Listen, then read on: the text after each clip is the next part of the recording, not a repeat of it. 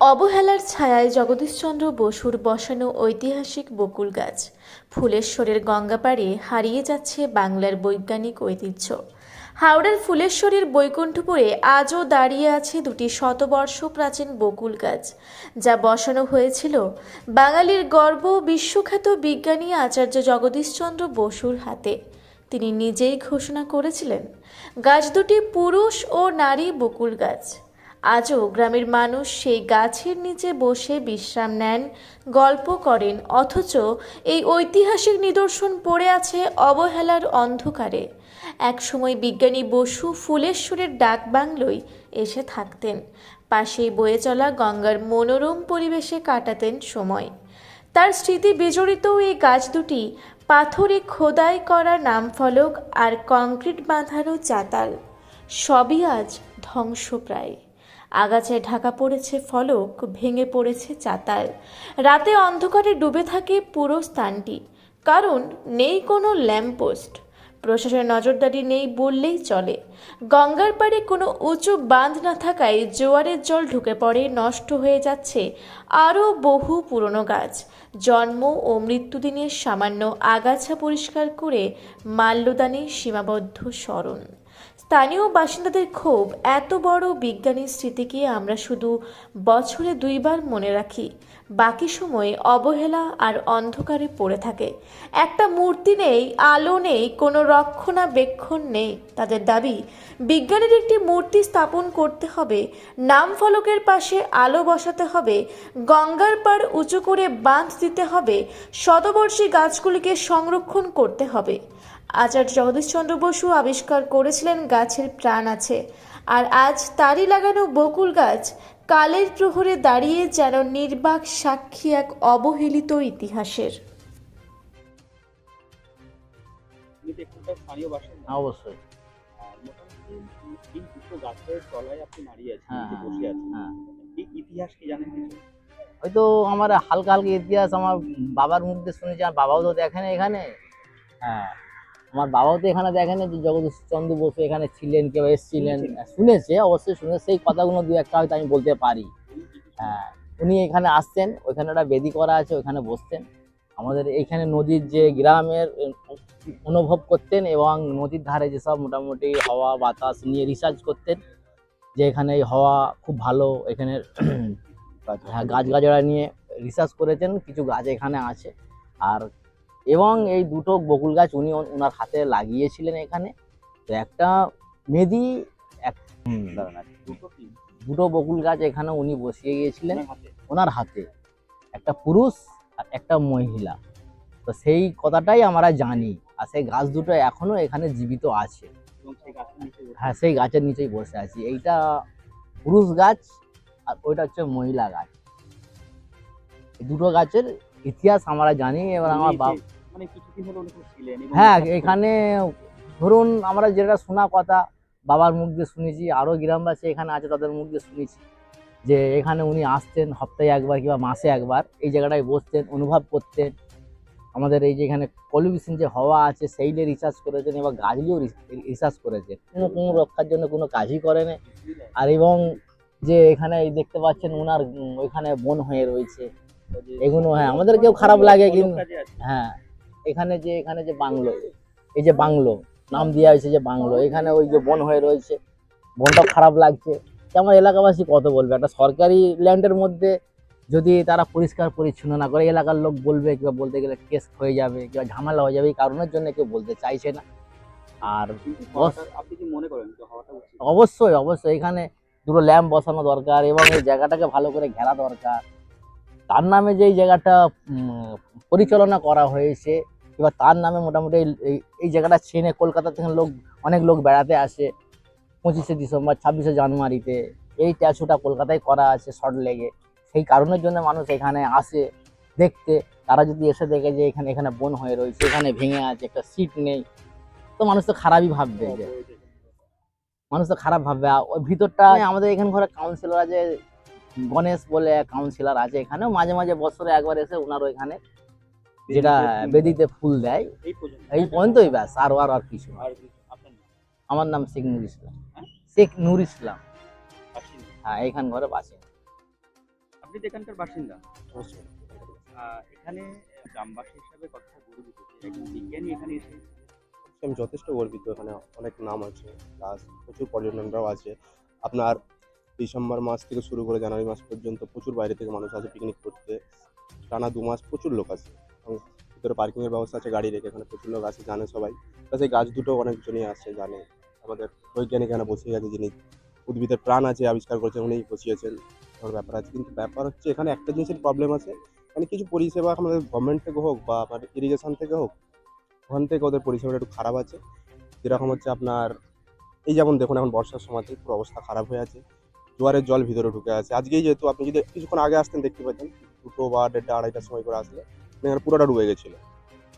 তোমার গ্রামবাসী থেকে অনেকবার, বাঁধ দেওয়া প্রয়োজন। হ্যাঁ বাঁধ তো অবশ্যই প্রয়োজন। আমরা গ্রামবাসীরা অনেকবারই এসডিও সাহেবের কাছে গিয়ে আমরা পিটিশন জমা দিয়েছি, এমনি কথাও বলে এসেছি। ওনারা বলেছেন বারবার যে করবো করবো, কিন্তু কোনোরকমভাবে কিছু কাজ হচ্ছে না।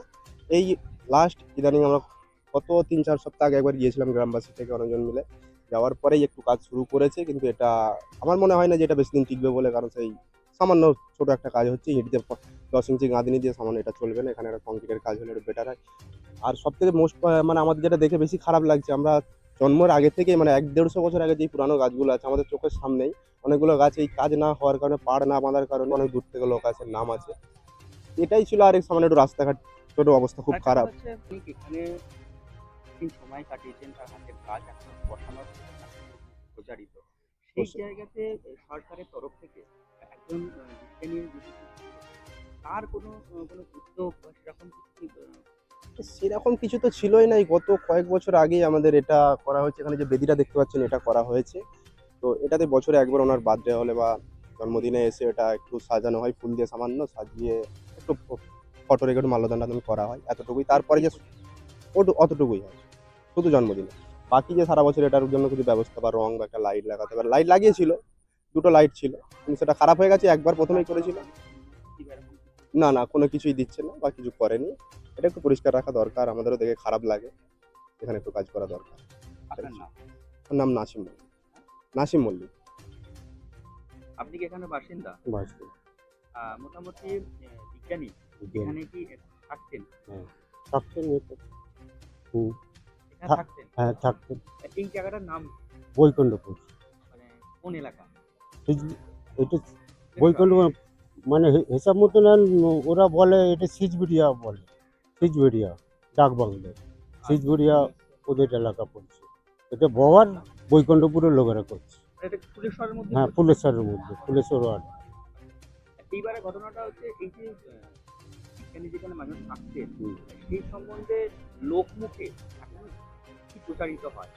ওতে ওনার মানে মৃত্যু দিবস পালন করা হয়, মানে মানে উনি কি ওনার থাকতেন? সম্বোধনা করা হয়। হ্যাঁ, উনি থাকতেন?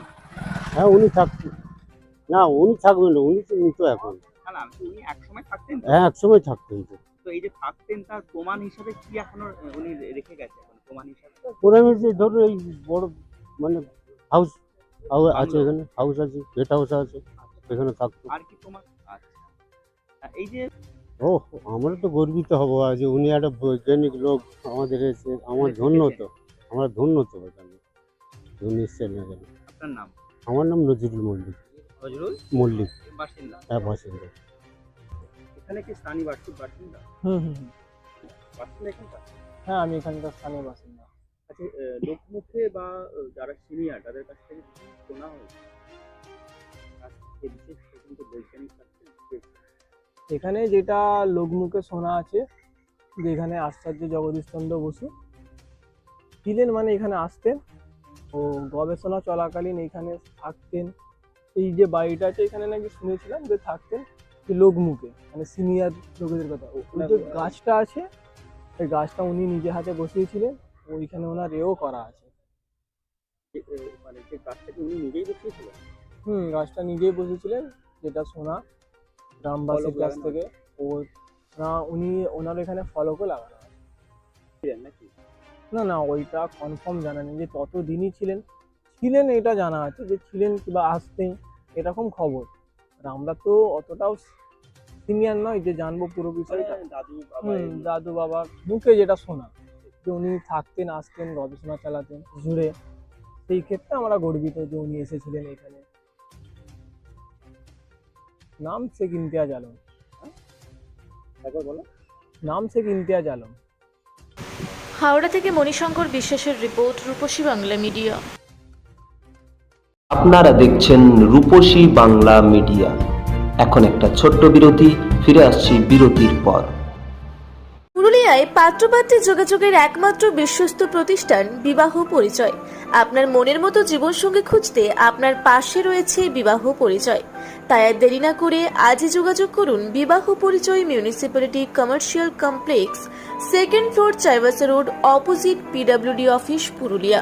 মোবাইল নম্বর 9232440272 অথবা 8370970472। ফিরে এলাম বিরতির পর। আপনারা দেখছেন রূপসী বাংলা মিডিয়া। আপনারা দেখছেন রূপসী বাংলা মিডিয়া।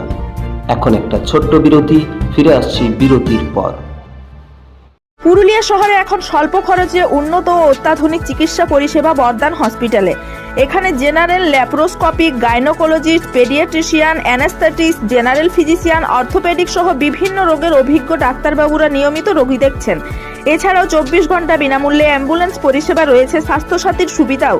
যোগাযোগ করুন বর্দান হসপিটাল, রাঁচি রোড, সৈনিক স্কুলের নিকটে। মোবাইল নাম্বার 8918968624 এই নাম্বারে।